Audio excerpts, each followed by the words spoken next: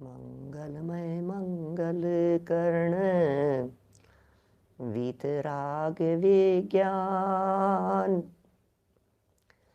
नमो ताहि जाते भय अरहंतादिमान।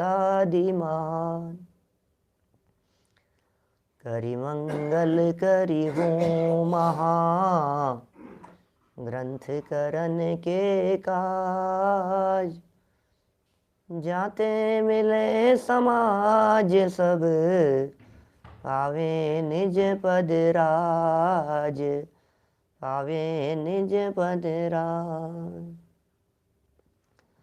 इस भव तरु का मूल एक, जानहु मिथ्या भाव। ताको करि निर्मूल अब, करिए मोक्ष उपाव, करिए मोक्ष उपाव। मोक्ष मार्ग प्रकाशक नामक यह ग्रंथ है। टोडरमल जी की अनुपम रचना 7वें अधिकार के अंतर्गत सच में जो सच्चा धर्म है उसकी भूलों संबंधी चर्चा चल रही है। धर्म संवर है। संवर माने धर्म की उत्पत्ति है। संवर माने शुद्धि की उत्पत्ति है, सुख की उत्पत्ति है, आनंद की जन्मदात्री है संवर। जहाँ संवर होता है वहाँ आनंद का जन्म होता है। वह संवर अपने में अपनेपन का नाम है। उस संवर के संदर्भ में आचार्य देव कहते हैं, कुंद कुंद आचार्य देव, उपयोग में उपयोग है, इसका नाम सच्चा संवर है। उपयोग में उपयोग को संवर कहते हैं। उपयोग बाहरी पदार्थों से सिमटकर जब अंदर में आ जाता है तो वो संवर कहलाता है। संवर माने भी सिमटना है और संवर माने रोकना भी है। पदार्थों को रोकना, किसी को भी रोकना, वो उसका संवर कहलाता है। नाली में से पानी आ रहा है, डाटा लगा दिया, वो उसका संवर है। कर्म आ रहे थे, कर्मों को रोक देना ही कर्म का संवर है। तो कर्म का संवर अलग प्रकार का, और दुनिया भर में संवर शब्द के प्रयोग सब रोकने के अर्थ में प्रयोग किए जाते हैं। देखिए, ये कर्मों को रोकने के लिए 6 प्रकार के कारणों में प्रवृत्त होता है, क्योंकि शास्त्रों में संवर के 6 कारण बतलाए गए हैं। गुप्ति, समिति, धर्म, अनुप्रेक्षा, परिचय, जय, चारित्र। इनको उमा स्वामी आचार्य देव ने संवर के कारण बताए। यदि ये सब संवर के कारण हैं, ये 6 संवर के कारण हैं, तो फिर हमें गुप्ति करना चाहिए संवर के लिए। संवर के बिना निर्जरा नहीं होती और संवर निर्जरा के बिना मोक्ष नहीं होता। हम सबको मोक्ष चाहिए, इसलिए संवर निर्जरा करना है, और संवर निर्जरा करना है इसके लिए हमारे को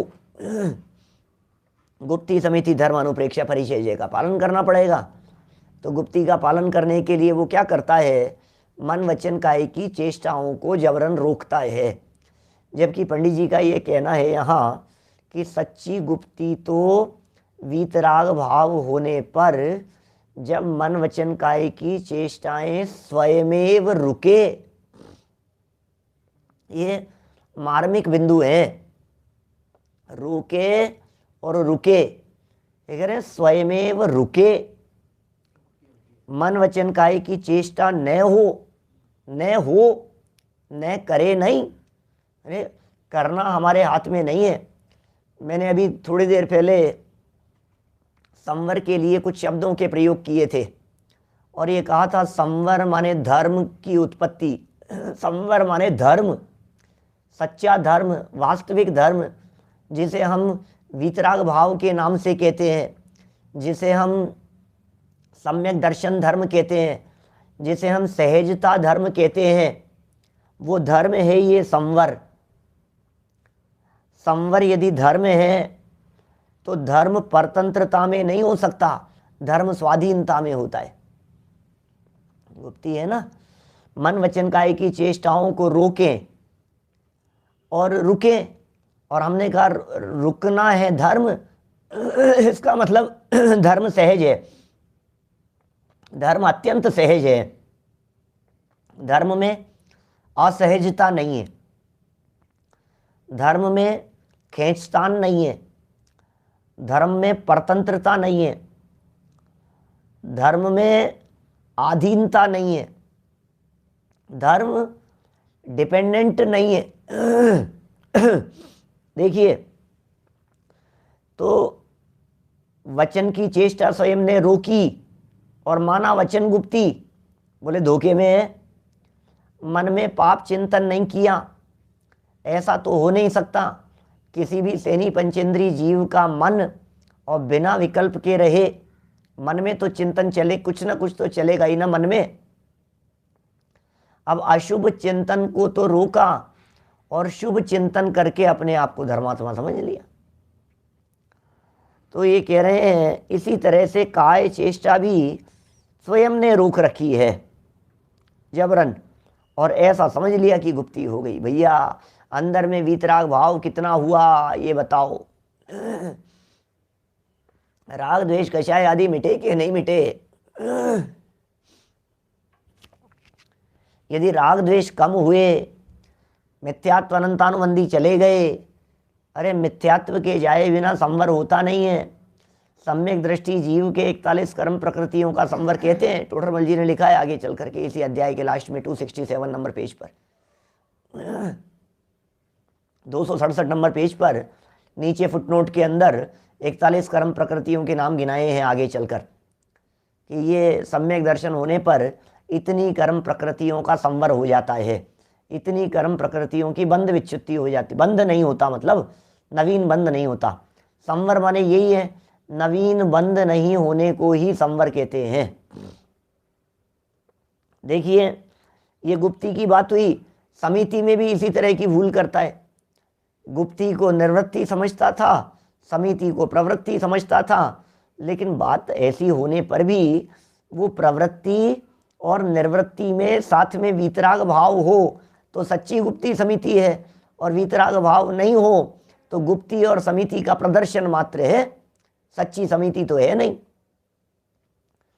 समिति माने क्या हुआ कि साहब जीवों की रक्षा के अर्थ, एक बहुत सुंदर तर्क दिया था, जीवों की रक्षा के अर्थ यदि समिति है तो हमें सिर्फ इतनी सी बात बतला दीजिए आप, ऐष्णा समिति में जीवों की रक्षा का प्रयोजन नहीं है, दोष टालने का प्रयोजन है, फिर क्या होगा? एक तो ये बात हो गई। दूसरी बात यहाँ कह दी कि दया स्वयं पलती है तो समिति होती है, दया पालने का नाम समिति नहीं है। जब स्वयमेव अंतरोन्मुखी वृत्ति होने पर जीवों की दया सहज भाव से पले तो उसका नाम सच्ची समिति है। कल अंतिम चरणों में मैंने ये भी बात कह दी थी आप लोगों के बीच में कि भाई साहब ये ज्ञानी जीव देख देख करके क्रिया का पालन नहीं करते, अपने आप होता है। कोई किसी को कोई चीज़ सिखानी नहीं पड़ती, हर चीज़ व्यक्ति अपने आप, परिस्थितियां अपने आप सिखा देती है। जब आपके माथे पर कोई बात आकर के पड़ती है ना तो फिर सिखाना नहीं पड़ता। अच्छा हड्डी टूट जाए मान लीजिए पैर की, तो काम किस तरह से करना चाहिए बोलो, एक्सपीरियंस ले लो एक बार, अपने अपने पैर को बांध करके ये एक्सपीरियंस तो लो। मुझे तो पता ही नहीं है, यदि कदाचित हड्डी टूट जाएगी तो फिर मैं क्या करूं? अच्छा मेरे पैर की हड्डी टूट गई, पैर में फ्रैक्चर हो गया, अब बताओ मैं कैसे चलूं, कैसे करूं, कैसे हिलूं, क्या करना है? सिखाया जाएगा बोलो? किसी भी चीज़ के संदर्भ में आपको यदि खाना बनाना नहीं आता और खाना बनाने वाला यदि कोई नहीं है तो बोलो अब हम क्या करेंगे? तो आप लड्डू खाएंगे कि एप्पल खाएंगे, हैं कि दूध पिएंगे कि चाय बनाएंगे कि क्या करेंगे? ये सब कर लेंगे आप अपने आप जो आपको करना होगा क्या? ये परिस्थिति करा देगी आपको। अच्छा, चप्पल यदि टूट जाए तो रास्ते में कैसे चलना चाहिए, कौन सिखाएगा? मैं सिर्फ आपको इस बात का अंदाज़ा लगाने के लिए कह रहा हूँ कि जब दुनिया के प्रत्येक क्षेत्र में ही ऐसा होता है, हर क्षेत्र में इसी प्रकार का होता है कि जिसकी जैसी दशा होती है उस अनुसार उसकी प्रवृत्तियां अपने आप होती है, अपने आप होती है। कोई फीमेल माँ बने तो कहे बच्चे को कैसे खिलाऊंगी, कैसे रखूंगी, कैसे संभालूंगी, कैसे रोएगा तो क्या करूंगी, खिलाऊंगी कैसे तो क्या करूंगी, मुझे तो कुछ नहीं आता है। तो दुनिया में हर माँ पहली बार ही बनती है, जब पहली बार बनती है तब, बाद में दोबारा बने पहली बार तो बनेगी ना। दुनिया में कोई भी सीख करके नहीं आता है ना। अब कैसे बच्चे को खिलाना, कैसे रखना, कैसे कैसे उसको संभालना, अब ये सब होता है, अपने आप ही होता है। कैसे होगा? पहली बार जब बच्चा स्कूल जाता है तो आप अरे ये कैसे रहेगा, ये क्या करेगा? अरे सभी जाते हैं, सभी रहते हैं, छोड़ करके ही आते हैं, ऐसा ही होता है। हर चीज में यही बात है। अब हम ये कह रहे हैं कि अंतरंग में योग्यतानुसार जब स्वयमेव जगत के कार्यों में प्रवृत्ति यह कर लेता है। अच्छा बतलाइए, जब दुर्घटना का प्रसंग बने, मान लीजिए अचानक, तो क्या करना चाहिए? गाड़ी चला रहे हैं हम और गाड़ी चलाते समय अचानक सामने गाय आ गई और हमारी गाड़ी चल रही थी 80-90 की स्पीड पर चल रही थी, 100 की स्पीड पर हमारी गाड़ी चल रही थी, अचानक गाय आ जाए तो क्या करना चाहिए? लेफ्ट में गाड़ी को घुमाना चाहिए कि राइट में घुमाना चाहिए? हैंड ब्रेक लगाना चाहिए कि पावर ब्रेक लगाना चाहिए? क्या क्या यूज में लेना चाहिए? तेजी से लगाना चाहिए कि धीरे धीरे लगाना चाहिए? क्या हाल पे छोड़ देना? क्या करना चाहिए बतलाइए, क्या करना चाहिए? कौन बताए इस चीज को? नहीं तो ये बताया नहीं जाएगा। गाड़ी सिखाने वाला कोई व्यक्ति हो और उससे कोई सीख रहा हो और सीखने वाला व्यक्ति ये प्रश्न करे तो सिखाने वाला क्या कहेगा? भैया ये तो वो जो कंडीशन है ना, उस कंडीशन पर तत्काल निर्णय लिया जाता है और तत्काल जो होता है सो हो जाता है। अब यहाँ चल रही है ये चर्चा संवर के संदर्भ में, तो बोलो साहब हमें 4 हाथ जमीन देख करके चलना चाहिए। अब यदि चलते समय 4 की जगह 3 ही हाथ देख पाए तो, 4 की जगह 6 हाथ तक जमीन ऐसे देख ली तो, और 4 गिनेंगे कैसे? 4 हाथ जमीन देख करके चलना है ना, तो ये 4 हाथ कितने होते हैं? मैं यहाँ खड़ा हूँ, अब कितना, इतना बड़ा हाथ होता है क्या पंडित जी? तो फिर कितनी कितनी दूरी होगी? फिर हाथ किसका लगाना है? अपना हाथ लगाएंगे कि ऋषभ देव का हाथ लगाएंगे? वो तो 500 धनुष के थे, उनका हाथ तो बहुत बड़ा था, अपना हाथ तो बहुत छोटा सा है। फिर किसके हाथ के अनुसार चलेंगे? फिर कितनी दूरी लगाएं? फिर ऐसे यहाँ खड़े हैं तो फिर उनको 4 हाथ गिने, फिर वहां तक, फिर वापस यहाँ करके खड़े हुए हैं, फिर उतना देखें, क्या क्या करेंगे? अरे भाई माथा मत पचा, बिना मतलब की खोपड़ी पचा रहा है। सीधी सरल सी बात है, जब वीतराग भाव अंदर में होता है तो चलते समय निगाह जहां तक होती है उसे 4 हाथ जमीन कहते हैं, खत्म बात।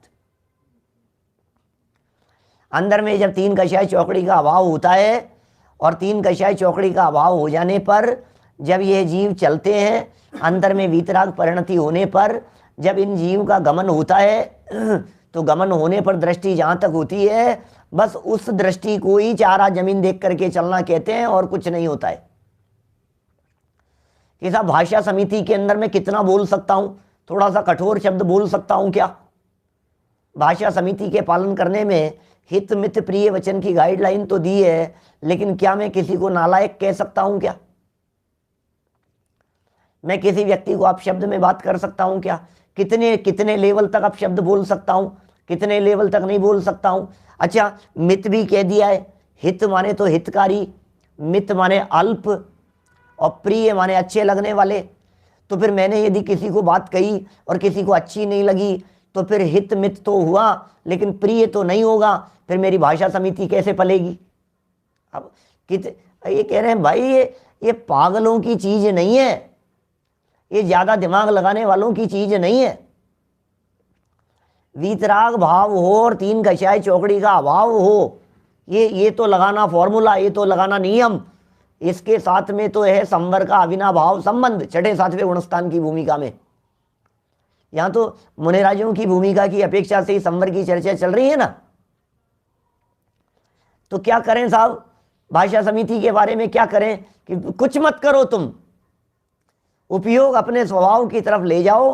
अंदर में तीन कषाय चौकड़ी का अभाव हो गया, तीन कषाय चौकड़ी का अभाव होने पर जो वीतराग परिणति चलने लगी। अब बोले जो तुम्हारे जो भी वचन निकलेंगे उन वचनों को हम कह देंगे कि देखो ये होती है भाषा समिति। अपने आप ही जो वचन निकलेंगे उसका नाम भाषा समिति है। ख्याल में आ रही है बात? माने भाषा समिति का पालन करते नहीं है, जो वचन स्वयं निकलते हैं उसे भाषा समिति कहते हैं। ईर्या समिति से चलते नहीं है, जिस तरह से चलते हैं वही ईर्या समिति है। ऐसा समिति, अब इस चीज का पालन करूं, अब इस चीज का पालन करूं, अब ऐसे करूं, अब क्या क्या क्या सोचेगा। इसलिए कल एक वाक्य मैंने कहा था, वापस आज दूसरे तरह से कहता हूं। चरणानुयोग पढ़ पढ़ करके श्रावक और मुनिराजों का आचरण पालन नहीं किया जाता है। चरणानुयोग पढ़ पढ़ करके हम आचरण का पालन करें, हमारी तो भूमिका ही क्या है हम आप लोगों की। लेकिन ज्ञानियों के जीवन को देखकर, मुनिराजों के जीवन को देखकर चरणानुयोग की रचना हुई है। चरणानुयोग से मुनि नहीं है, मुनियों से चरणानुयोग है। सच्चे श्रावकों का आचरण आगम अनुसार नहीं, आगम की रचना सच्चे श्रावकों के आचरणानुसार हुई है। क्या मैं इसलिए भी ये बात कहता हूं, एक और मार्मिक बात कहता हूं, ध्यान दीजिएगा। यदि शास्त्र पढ़ पढ़ करके चरणानुयोग का पालन होने लगे, यदि शास्त्र पढ़ करके 28 मूल गुणों का पालन हो, यदि शास्त्र पढ़ करके मुनि भूमिका के योग्य आचरण किया जाए, तो एक बहुत बड़ी समस्या आ जाएगी। वो समस्या ये आएगी कि शास्त्र तो पिछले 2000 वर्षों में लिखे गए हैं, उससे पहले मुनिराज क्या देख करके पालन करते थे, ये बताइए। क्या पढ़ करके पालन करते थे? बोलो, मुनिराज क्या देख करके पालन करते होंगे? मैं कहता हूं धरसेन आचार्य, धरसेन आचार्य ने तो अपने जीवन में एक भी शास्त्र नहीं पढ़ा था ना, क्योंकि लिखा ही नहीं था। बोलो, धरसेन आचार्य के तो निर्देशन में पुष्पदंत और भूतवली आचार्य देव ने सीखा। क्या? और फिर भूतवली पुष्पदंत आचार्य देव ने वहां से उनसे दूर जाकर के लिखा।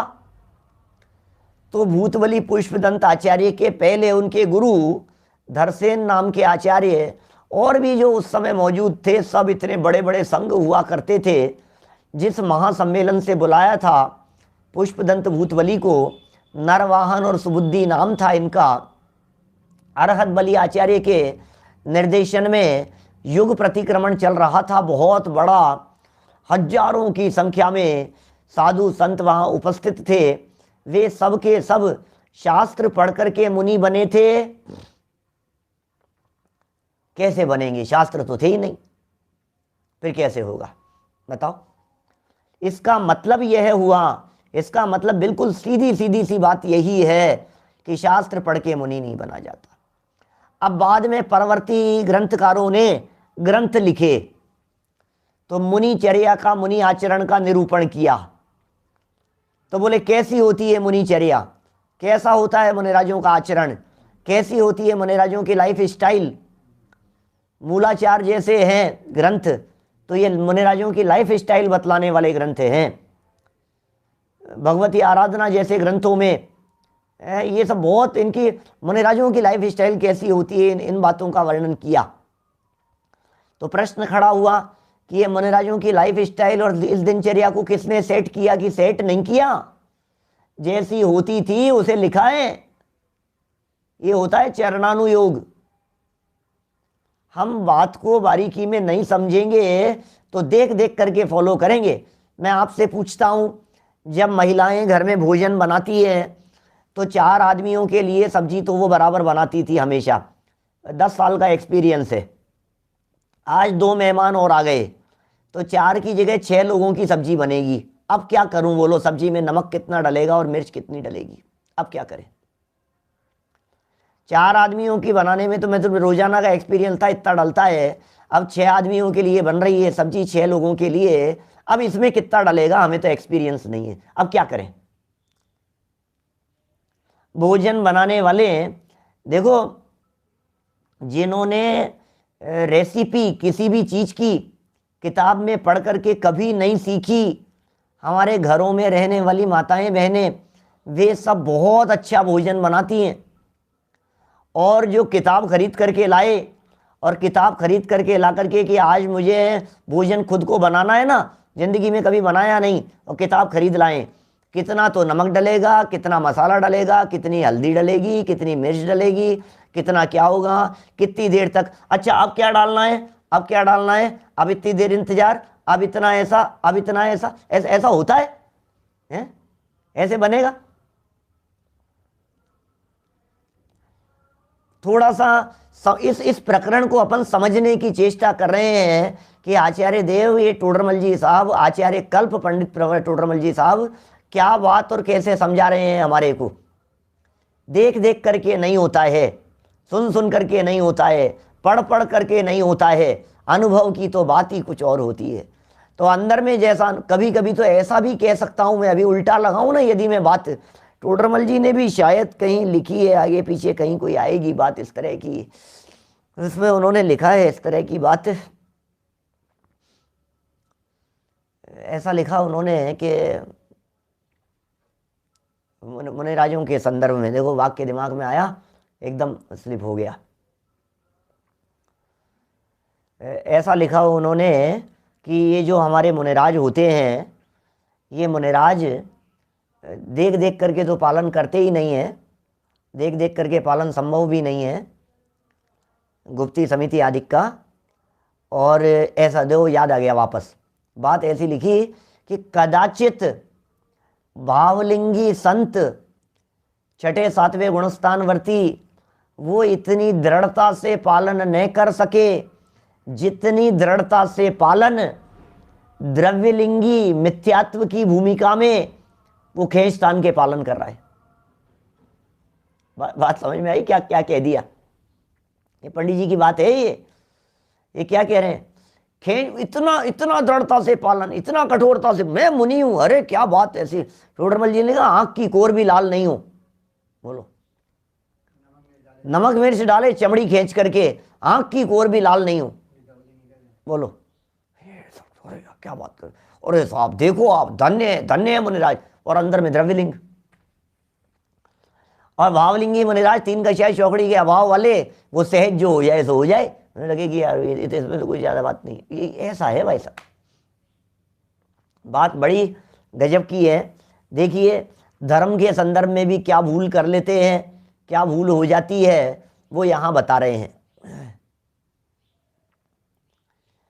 देखिए धर्म, पेज नंबर 228 की आखिरी 2 लाइनें हैं। धर्म किसका नाम है?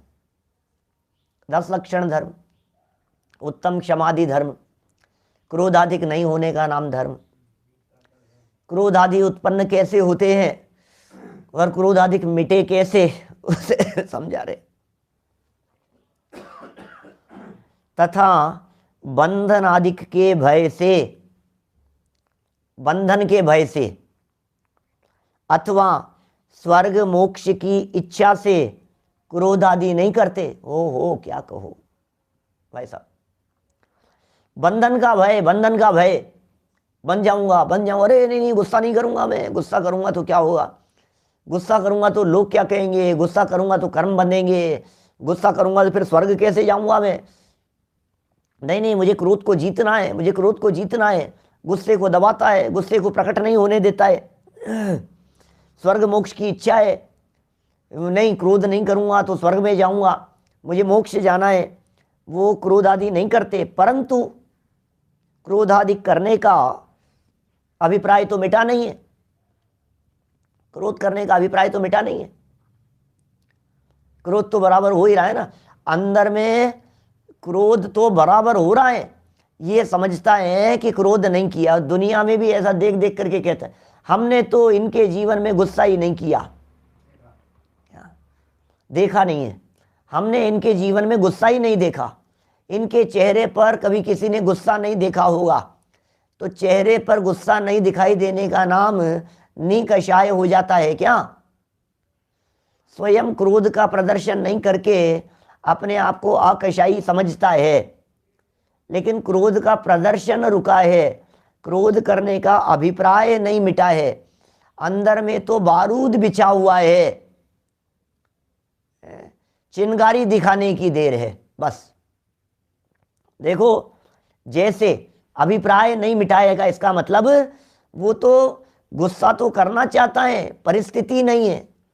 क्रोध का तो मन में गुस्सा तो इतना तेज आ रहा है कि वो रोके नहीं रुके, लेकिन क्या करें, एकदम अचानक थोड़ी सी समझदारी का काम आ गया दिमाग में कि यार ये तो गड़बड़ हो जाएगी, यहाँ लेने के देने पड़ जाएंगे, इस जगह पर गुस्सा किया, अच्छा हुआ मैंने उस समय गुस्सा नहीं किया तो अपनी भी पिटाई हो जाती, नहीं तो वहाँ अच्छा किया भाई साहब, तू यदि 2 शब्द बोल लेता ना तो तू लपेटे में आ जाता जबरदस्ती, तूने अच्छा किया बोला नहीं, हाँ यार मैंने तो सही समय पर सोच लिया, मैं जबरदस्ती बोला नहीं, मैं अच्छा ही हुआ।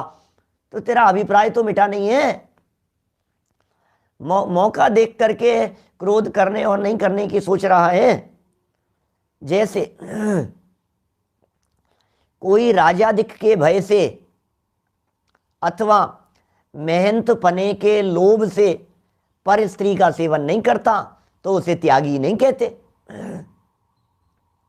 अरे दंड देगा भाई साहब, पर स्त्री का सेवन, उदाहरण दिया है, उदाहरण में पर स्त्री सेवन की बात कही है। पर स्त्री सेवन की बात में 2 हेतु दिए हैं, एक राजा के भय से, राजा आदिक के भय से, राजा माने पुलिस समझ लीजिए, राजा माने राजकीय हस्तक्षेप होने की संभावना, राजकाज के माध्यम से दंड लगने की संभावना, पुलिस द्वारा पकड़ लेने की संभावना, पुलिस पकड़ करके ले जाएगी, जेल में डाल देगी, सजा मिल जाएगी। तो एक तो राजाधिक के भय से, और दूसरा मेहनत पने के लोरे, नहीं नहीं अपन तो भाई साहब अपन बड़े हैं, अपना घर देखो, अपना कुल देखो यार, लोग क्या कहेंगे, बदनामी हो जाएगी, अपन तो मान अपमान की बात। मेहनत पने का लोभ क्या है, सम्मान की चाह है, अपमान नहीं हो जाए, अपमान का भय है, और अपन तो बहुत मेहनत लोग हैं भैया, ऐसा काम नहीं कर सकते, अपन वहाँ नहीं जा सकते, अपन ऐसा नहीं कर सकते, तो पर स्त्री सेवन नहीं करता तो उसे त्यागी नहीं कहते। त्यागी है क्या? टोडरमल जी का वो पीछे का वाक्य 227 नंबर पेज पर जो अपन ने पढ़ा था, विषय सेवन में अभिलाषा मूल है। क्या सेवन मूल नहीं है? सेवन तो राजाधिक के भय से नहीं किया, सेवन तो मेहनत पने के कारण नहीं किया, लेकिन अंदर में जो अभिलाषा थी उसका नाम विषय सेवन है, उसका नाम अब्रह्म सेवन है, उसका नाम परस्त्री सेवन है। परस्त्री सेवन कर पाए या नहीं कर पाए, लेकिन परस्त्री सेवन संबंधी जो परिणाम मन में आ गया है तो फिर उसे त्यागी तो नहीं कहते, क्योंकि अभिप्राय तो मिटा नहीं है।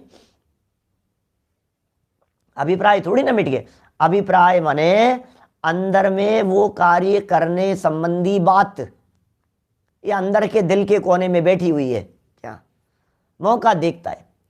ये चोरी के संदर्भ में बात कही थी ना अपन ने, पहले कही है बात आपसे, चोरी नहीं कर पाया, जब भी उधर से गुजरता है वहाँ रखी हुई एक चीज़ दिखाई देती है, और जब वो चीज़ दिखती है तो मन करता है उठा करके ले जाऊं, ऐसा मन करता है, कोई नहीं देख रहा है। फिर दूसरे दिन फिर आया, तीसरे दिन फिर आया, कोई उठा ही नहीं रहा है, किसी पता नहीं, लगता है कोई इसका मालिक नहीं है, मैं ले लूं क्या, मैं ले लूं क्या। रोजाना चोरी करने का पाप बांध रहा है, रोजाना चोरी करने का पाप बांध रहा है।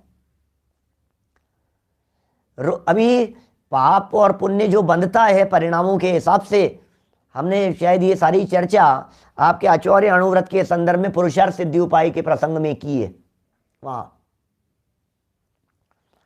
तो अभी अभी देख देख करके मन होता है यार ले लूं मैं, ले लूं मैं, ले लूं क्या। अभी अभी ये जो परिणाम चल रहा है, ये परिणाम सुरेश जी भाई साहब, ये परिणाम अभी हर समय के परिणाम का फल लगता है ना। तो अभी परिणाम जो है, ये परिणाम एक समय मात्र तो नहीं रहा, ये परिणाम 5 मिनट तक चलता रहा। वहां दूर से खड़े खड़े देखते रहे, फिर इतने में कोई आ गया तो फिर वहां से चले गए, ठीक है, नहीं लिया। फिर 5 मिनट तक लगातार चोरी चोरी चोरी चोरी चोरी चोरी चोरी चोरी, ये 5 मिनट तक लगातार पाप बंधा है ना। इसका मतलब एक वस्तु को चुराने का पाप 5 मिनट तक कितना मल्टीपल होकर के बंधेगा, सोचिए। अभी दूसरे दिन फिर देखा कि यार कोई था नहीं यार, ये वो पता नहीं किसका है, ये किसी का नहीं है यार, ये मेरे काम की चीज लग रही है, रोड पर देखी है मैंने, वहां पे मैं उठा लूं क्या। दूसरे दिन फिर वही भाव आ रहा है। तो ये जो रोज रोज जो भाव चल रहा है, 3 दिन 4 दिन 5 दिन क्या, और छठे दिन जब मूड बना करके आए थे, आज तो दिखेगी तो मैं उठा करके ही ले जाऊंगा, ले जाऊंगा मैं उसे। और आप उस रास्ते से वहीं से गुजर रहे थे और आपने गाड़ी रोकी, उठा लेता हूं, ले लेता हूं मैं। और इतने में ही वहीं से गुजरने वाला दूसरा व्यक्ति जो आपसे 10 कदम आगे मात्र था, वो उसने उठा ली और वो उठा करके चलता बना। अब आपके दिलो दिमाग में यार काश मैं ही उठा लेता, मैं ही ले लेता, मैं तो। अब फिर क्या हुआ, 2 दिन बाद में खबर आई कि उस जगह पर किसी चीज की, किसी व्यक्ति की कोई चीज 10 दिन पहले गिर गई थी, और वो प्राप्त सबूतों के अनुसार ऐसा पता लगा कि वो किसी हत्यारे की थी या ऐसा था, और उससे जो उठा करके ले गया था उसे पकड़ लिया गया। अब क्या सोचता है, अरे मैं तो बच गया, मैं उठा लेता तो आज मैं जेल में होता, मैं उठा लेता तो मेरे साथ ऐसा होता। तो बताओ, मैंने तो चोरी नहीं की है ना। ये अपने आप को निरपराधी समझता है क्या। जबकि टोडरमल जी ये कह रहे हैं तेरे चोरी करने का अभिप्राय तो मिटा नहीं है क्या, अभिप्राय तो मिटा नहीं है। तो अपने आप को अचोर कैसे समझ रहा है, तो अपने आप को साहूकार कैसे समझ रहा है। तो अभी ये सोच कर मैंने तो किया नहीं, मैंने तो किया नहीं, मैंने तो कुछ नहीं किया, कुछ नहीं किया। अरे क्या कुछ नहीं किया, अभिप्राय में जो वासना है फल तो उसका लगता है कि तुमने कुछ नहीं किया। ये बात कैमरे में नहीं आएगी क्या, कैमरे से पूछोगे तो यही बतलाएगा कि हाँ सच में कुछ नहीं किया।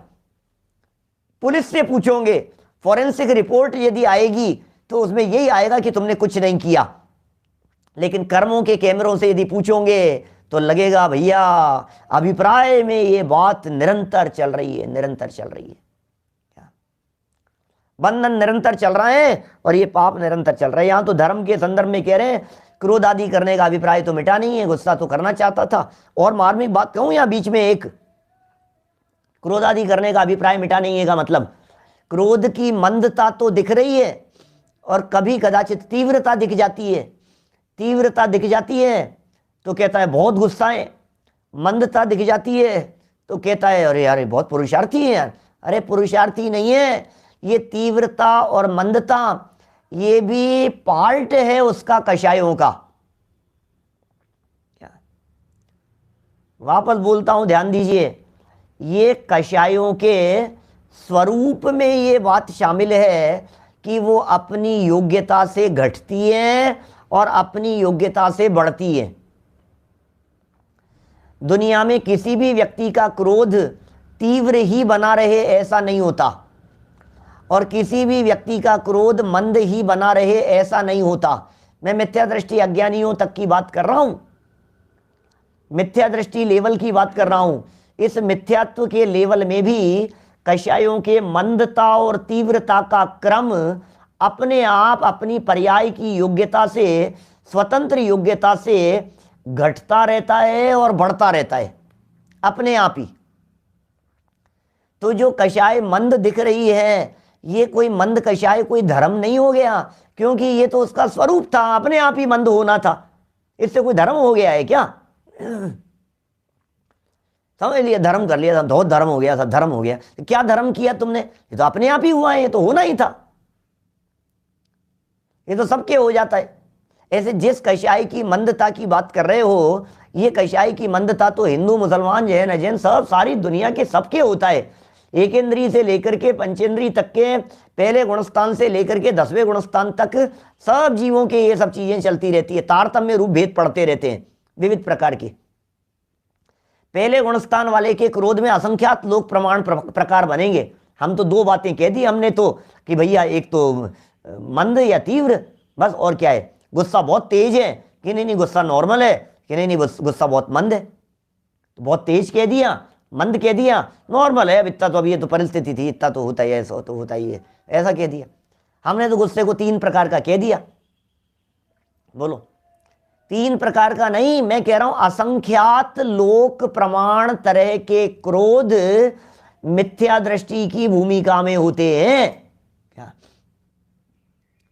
एक इंद्रिय जीव भी, निगोदिया जीव भी ये होते हैं, बिल्कुल होते हैं, भाव परिवर्तित होते हैं। कैसे होंगे नहीं तो भाव परिवर्तित? तो कह रहे हैं वैसे ही यह क्रोधादिक का त्यागी नहीं है।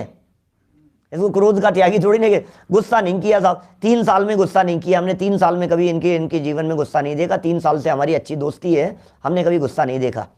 तो तुमने कभी गाली दी थी क्या इनको? कि नहीं, गाली तो नहीं दी थी, तो फिर कैसे गुस्सा दिखेगा तुम्हारे को? तुमने कभी इनसे नाराज होकर के बात की? नहीं, वो तो नहीं किया। तुमने कभी इनके अगेंस्ट चल करके देखा था कि नहीं? वो तो नहीं किया। तो फिर गुस्सा क्यों आएगा? तुम्हें गुस्सा क्यों दिखाई देगा?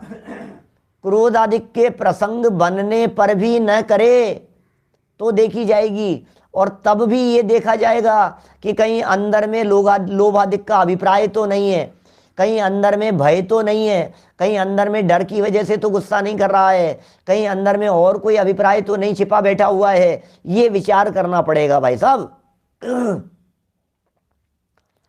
ये वाक्य जो है वैसे ही यह क्रोधादिक का त्यागी नहीं है। तो कैसे त्यागी होता है? त्यागी कैसे होता है? क्या अब ये जो वाक्य यहां कह रहे हैं, ये कैसे त्यागी होता है? त्यागी किसे कहेंगे? बहुत मार्मिक पंक्तियां हैं। ये पंक्तियां अपने किसी पाठमाला के अंदर भी दी है, बालबोध पाठमाला में। बालबोध पाठमाला भाग 2 शायद कषाय वाले पाठ में ही है। वहां लिखा है, ये पंक्तियां यहीं से उठा करके रखी है दादा ने। याद है बालबोध वगैरह के ऊपर जिन लोगों का कमांड है और जिन्होंने बारीकी से पढ़ा है, और हमने जिस तरह से याद कराने की बात कही थी वैसे याद किए हैं, अपनी पाठशालाओं में जिन्होंने याद किए हैं उन्हें ये पंक्ति याद ही होगी। बच्चों को पढ़ाते हैं, हमारे बहुत सारे अध्यापक भी हैं जो पढ़ाते हैं पाठशालाओं में। बताओ भैया, कषायें कैसे उत्पन्न होती है और कषायें मिटे कैसे? पाठ 3 है ना बालबोध भाग 2 का। कषायें उत्पन्न कैसे होती है और कषायें क्या मिटे कैसे, ये बतलाइए। तो कह रहे हैं पदार्थ अनिष्ट इष्ट भाषित होने से क्रोधादिक होते हैं। लो, गुस्से का कारण क्या है? पदार्थ इष्ट अनिष्ट भाषित होने से क्रोधादिक होते हैं। इस वाक्य को थोड़ा सा और जोड़ लिया, क्या ऐसा जोड़ा है? मिथ्यात्व के कारण जब पर पदार्थ इष्ट या अनिष्ट भाषित होते हैं तो क्रोध आदि कषायें उत्पन्न होती है। कि साहब मिटे कैसे? तो कहा जब तत्व ज्ञान के अभ्यास से, आगे की लाइन, जब तत्व ज्ञान के अभ्यास से कोई इष्ट अनिष्ट भाषित न हो तब स्वयं भी क्रोधादिक उत्पन्न नहीं होते, तब सच्चा धर्म होता है। क्या अभ्यास तत्व ज्ञान का, और अकेला तत्व ज्ञान का अभ्यास, वो तत्व ज्ञान का अभ्यास किस लेवल तक है उतनी मात्रा में कषाय मंद होगी, उतनी मात्रा में क्रोधादिक उत्पन्न नहीं होंगे। क्रोधादिक मंद होने की भी बात नहीं कर रहे, यहां तो सच्चे धर्म की बात कर रहे हैं ना। अभी अपन तो जगत जनों की दृष्टि से, गृहस्थ जनों की दृष्टि से, आप हम लोगों की दृष्टि से जब हम बात करते हैं तब तो हम कषाय की मंदता को ही समझ लेते हैं, लेकिन मंदता का नाम धर्म थोड़ी ना है। कषाय की मंदता को धर्म नहीं कहते, कषाय के मिटने का नाम है। कितने, अच्छा मैं ये कहता हूं जहर की मात्रा कितनी मंद हो कि वो लेने योग्य हो जाए, बताइए। जहर की मात्रा कितनी मंद हो कि वो लेने लायक हो जाए? नहीं नहीं नहीं, बहुत तीव्र होगा तो तुरंत मर जाएगा, धीरे होगा तो नहीं, इतना तो चल जाता है, इतना सा जहर तो, इतने से जहर में तो क्या फर्क पड़ता है। अरे क्या बात कर रहे हो आप, ये क्रोध की तीव्रता तो तीव्र जहर थी ही, ये क्रोध की मंदता भी मंद जहर है, और मंद जहर है तो ये सेवन करने योग्य तो बिल्कुल नहीं है, रखने योग्य तो बिल्कुल नहीं है। तो फिर क्या करें? बोले तत्व ज्ञान का अभ्यास करो, और तत्व ज्ञान के अभ्यास से कोई इष्ट अनिष्ट भाषित न हो। आपको ध्यान होगा जब इष्ट अनिष्ट कल्पना वाला प्रकरण हमने पढ़ाया था पीछे, जब हमने तीसरे चौथे अधिकार में चर्चा की थी, तो हमने इस बात को विशेष रूप से हाईलाइट किया था कि इष्ट अनिष्ट पने में मिथ्यात्व साथ में होता है। इष्ट अनिष्ट और राग द्वेष में क्या अंतर है, इस अंतर की चर्चा की थी। बहुत सारे साधर्मियों के ध्यान में होगा, नहीं है तो वापस रिपीट कर रहा हूं, नहीं सुना है तो उनके लिए नई बात हो जाएगी। राग द्वेष और इष्ट अनिष्ट में क्या फर्क है?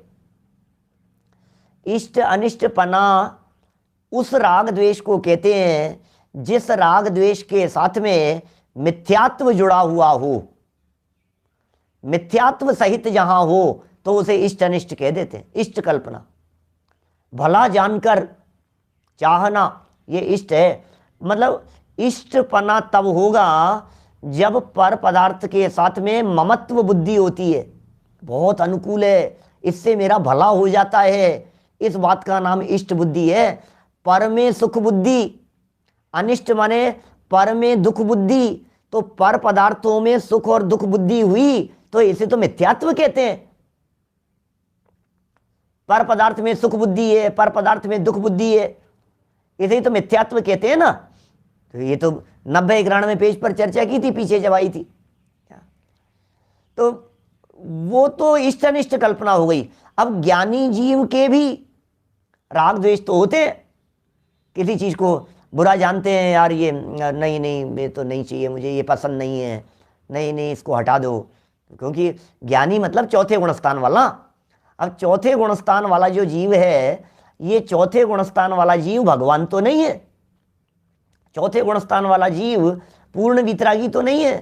तो इस चौथे गुणस्थान वाले के भी राग तो चल रहा है, द्वेष तो चल रहा है। राग द्वेष रूप परिणाम तो चौथे गुणस्थान वाले के हो रहे हैं, पांचवें वाले के भी हो रहे हैं, भूमिका अनुसार हो रहे हैं। तो जब इनके राग द्वेष के परिणाम हो रहे हैं तो फिर इष्ट अनिष्ट हो रहा है ना इनको? नहीं, वो इष्ट अनिष्ट कल्पना नहीं है, क्योंकि यहां धर्म का सवाल है। सुनो क्या कह रहे हैं, ये कह रहे हैं तत्व ज्ञान के अभ्यास से इष्ट अनिष्ट भाषित न हो तब स्वयमेव ही क्रोधाधिक उत्पन्न नहीं हो। तो इष्ट अनिष्टपना भाषित नहीं होगा तो क्रोधादि उत्पन्न नहीं होंगे। इसका मतलब उल्टा लगाओ, इष्ट अनिष्टपना भाषित होगा तो क्रोधाधिक उत्पन्न होंगे। इष्ट अनिष्टपना भाषित न हो तब नीचे लिखा है तब सच्चा धर्म होता है। इष्ट अनिष्टपना भाषित न हो तब सच्चा धर्म होता है। इसका मतलब इष्ट अनिष्टपना भाषित हो तब धर्म नहीं होता है, सच्चा धर्म। जब इष्ट अनिष्टपना भाषित हो तब धर्म नहीं होता है।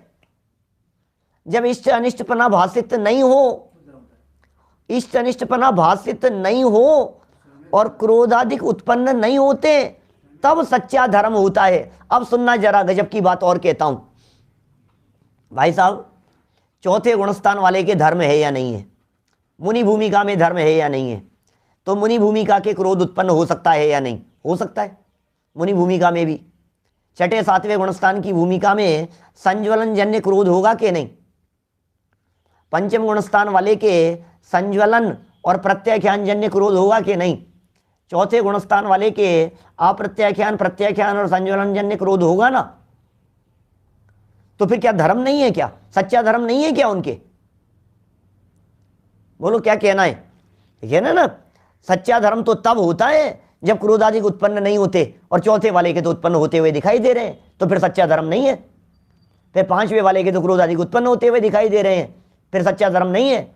थोड़ा बहुत तो मुनि भूमि के अंदर भी क्रोध दिख रहा है, भले ही मंद हो, तो फिर इसका मतलब सच्चा धर्म नहीं है। अरे भाई, ये कह रहे हैं इष्ट अनिष्ट भाषित, ये साथ में जुड़ेगी। इष्ट अनिष्ट पना भाषित होकर के क्रोधाधिक उत्पन्न हो रहे हैं तो धर्म नहीं है, और इष्ट अनिष्ट पना न हो तो कोई फर्क नहीं पड़ता है। इष्ट अनिष्ट पना नहीं है तो इष्ट अनिष्ट पना भाषित नहीं हो क्या, तो क्रोधाधिक भी उत्पन्न नहीं होते। फिर वो तो हो इष्ट अनिष्ट पना वो वैसे क्रोधाधिक उत्पन्न नहीं होते मिथ्यात्व जनित, ये समझ लेना। तब स्वयमेव ही क्रोधाधिक उत्पन्न नहीं होते। यहां क्रोधाधिक उत्पन्न नहीं होते का अर्थ भी ऐसा लगाना, मिथ्यात्व जनित क्रोधाधिक उत्पन्न नहीं होते, ऐसा अर्थ लगाइए। तो मिथ्यात्व जनित क्रोधाधिक उत्पन्न नहीं होते, तब सच्चा धर्म होता है, दंसण मूलो धम्मो हो जाता है, वहां सम्यक दर्शन धर्म है, ये बात लागू हो जाएगी। अभ्यास तत्व ज्ञान का चाहिए, किस व्यक्ति के कितना क्रोध है और किस व्यक्ति के कितना क्रोध नहीं है, इट डिपेंड्स, किसके ऊपर निर्भर करता है, ये निर्भर करता है आपके तत्व ज्ञान के ऊपर। कैसी स्थितियां बन सकती हैं और किस प्रकार से क्रोध की मंदता किसे कहा जाए और तीव्रता किसे कहा जाए, हम तो यह भी नहीं समझते हैं। हम तो गुस्सा नहीं करते हुए दिखाई दिए तो हमने मंद कह दिया, धर्म कह दिया, करते हुए दिखाई दिए तो बहुत क्रोध कह दिया। अरे करने नहीं करने से संबंध नहीं है, उसके चलने नहीं चलने से संबंध होता है क्रोध का। वापस वाक्य कह रहा हूं, समय हो चुका है अपना। चलने नहीं चलने से संबंध होता है। क्रोध उत्पन्न हुआ, अरे बहुत तेज आग बबूला हो गए, लेकिन वो चला कितनी देर, 5 मिनट चल रहा है कि 5 दिन चल रहा है, उस पर निर्भर करेगा कि ये क्रोध तीव्र है कि मंद है। उसकी तीव्रता और मंदता का जो पैरामीटर है वो ये है कि उसकी खींच कितने लंबे समय तक खींचा गया है। तो तत्वज्ञान का अपने कितना अभ्यास है, ये अपने को उस दृष्टि से अपने आप को खोजना पड़ेगा, तलाशना पड़ेगा, टटोलना पड़ेगा। मेरा क्रोध कितने लंबे समय तक चल रहा है, मैं क्रोध को कितने लंबे समय तक पाले बैठा हूँ, मैं कितने समय तक उसे अपने अंदर में दबाए बैठा हुआ हूँ, मेरा ये चल तो नहीं रहा है, मेरा ये क्रोध अभी भी सुबह की बात को अभी तक लेकर के बैठा हूँ, कल की बात को अभी तक लेकर के बैठा हूँ, 3 दिन हो गए मेरे दिमाग से बात नहीं निकल रही है। इसका मतलब ये है तत्वज्ञान का अभ्यास उतना मंद है। इसलिए और तत्वज्ञान का अभ्यास करो, और तत्वज्ञान का अभ्यास करो। ये तो मैं मंदता तीव्रता की बात कर रहा हूं, ये तो धर्म है ही नहीं। ये तो मैं मंदता तीव्रता को भी टटोलने की बात कह रहा हूं। धर्म तो उसके अभाव का नाम है। धर्म तो अनंतानुबंधी क्रोध के उत्पन्न नहीं होने का नाम है। ये सच्चे धर्म को नहीं पहचानता है। इस तरह से इस जीव की न केवल क्रोध के संदर्भ में मान मायाचार लोभ आदिक और भी इसके साथ में हमें लगाने चाहिए। 10 लक्षण धर्मों को सभी को लगाना चाहिए, क्योंकि ये धर्म संबंधी भूल में सभी 10 लक्षण धर्मों संबंधी भूल शामिल होती है। और 10 लक्षण धर्म संबंधी हम सर्व भूलों को निकालकर धर्म के यथार्थ स्वरूप को निकालकर हम कल 8 तारीख है क्या, 9 है कल, 8 है, आज 8 है, आज तारीख कितनी है, 7 है। कल तो यही समय रहेगा, परसों से अपन 9-20 का समय कर देंगे। मतलब 9 तारीख से हमारा जो समय होगा वो 9-20 का समय जो अपना रूटीन टाइम था वो रूटीन टाइम पर ही हम शुरू कर देंगे। और आप अन्य लोगों को भी, वैसे तो लोग सब आगे पीछे सुन ही लेते हैं, 9-20 पर भी सुनते होंगे लोग, रिकॉर्डिंग तो रहती ही है, लेकिन फिर भी लाइव जिन लोगों को सुनने का रस रहता है और लाइव नहीं आ पाते हैं, अब बहुत सारे लोगों का यही था कि वही टाइम कर दो 9-20 वाला। अब ये टाइम कंटिन्यू रखने के अंदर तो तकलीफ़ें ही हैं बहुत सारी। वो इसलिए भी तकलीफ़ें हैं कि थोड़े दिन में अब मंदिर भी शुरू होने वाले हैं और हमारे पूजन के बाद में भी जब कार्यक्रम रहेगा तो टाइम तो वो 9-20 का ही बन पाएगा। जिन लोगों को यह वाला टाइम सूट करता है वो एक ही दिन पीछे हो पाएंगे, फिर लाइव नहीं सुन पाएंगे। ये होगा, है ना, क्या कर सकते हैं। सर्दियों का भी समय है, ज़्यादा जल्दी भी हो जाता है। कई लोगों के तो मेरे पास में मैसेज भी आए, ये कहने के लिए भी मैसेज आए कि पंडित जी सर्दियों का समय है, संवार तो बहुत जल्दी हो जाता है, इतना जल्दी तो हम मंदिर भी देर से जाते हैं, पूजन वूजन करके भी नहीं आ पाते हैं, होता भी नहीं है। तो देखिए जैसा भी एडजस्ट तो करना ही होगा, और अपन पिछले 6-8 महीने से एडजस्ट किए हुए ही थे ना 9-20 के टाइम को, इसलिए चलो जनवाणी स्तुति।